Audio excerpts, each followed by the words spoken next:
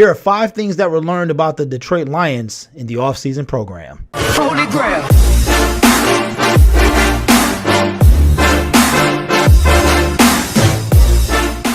Hey there, football fans. My name is Derek P. Fields, and welcome to the Gridiron Blitz, where we talk all things Detroit Lions. In today's video, we're going to take a look at 5 things that, according to MLive, were learned about the Detroit Lions. So let's get started. Teez Tabor might have a future in Detroit after all. Now, guys, a lot of us have been really wicked on Teez Tabor. Me in particular, I am a bit indifferent of this young man. I know it takes corners quite a while to really find their footing, 2 to 3 years. But what I've seen from Teez Tabor, I haven't been impressed. But according to this article, it looks like that Teez Tabor is finally beginning to figure out things at his position. And it looks like there's a really good chance that he could indeed make the roster. Frank Ragnow is probably going to be at center opening day for the 2019 season. Now, guys, we know that Frank Ragnow was drafted 20th overall in the 2018 draft. He was drafted as a center, but he played left guard for the Detroit Lions last season.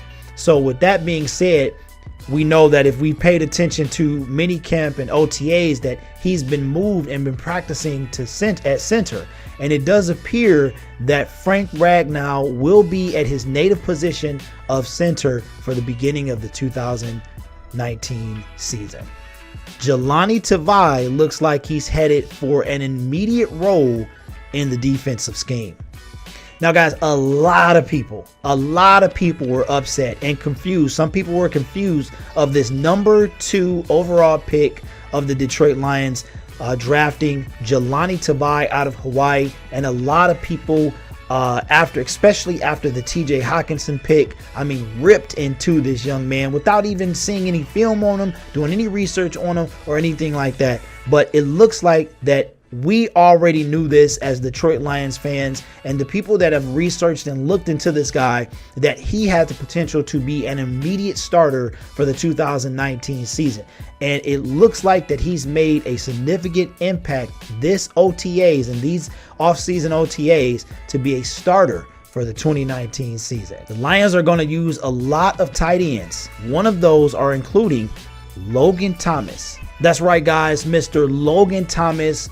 We know that the Lions picked up in free agency, and he had been on the team before. He was actually played quarterback, not for our team, but he played quarterback. He was prompted to move to a tight end position. And during his stint with us in 2016, he didn't really do too much. But with the release of Michael Roberts a couple days ago, it does look like Logan Thomas has a very, very good chance of making the roster as potentially a 4th tight end. Andy Jones has strengthened his chance to make the roster.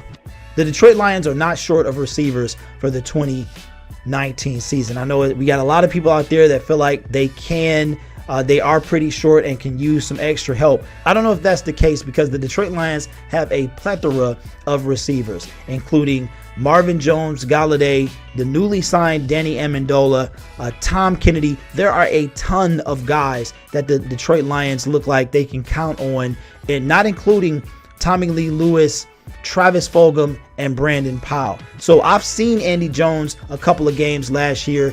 Didn't look too bad. The Lions have a bunch of people at receiver, and a lot of them look mighty good. Hopefully Andy Jones can make the team. If not, hopefully we'll have a nice cozy spot for him on the practice squad. So anyway, guys, those are 5 things that were learned about the Detroit Lions this offseason, according to MLive. My name is Derek P. Fields. This is the Gridiron Blitz. Thank you so much for watching. Be sure to ring that notification bell after you subscribe and enable all notifications so you won't miss another upload.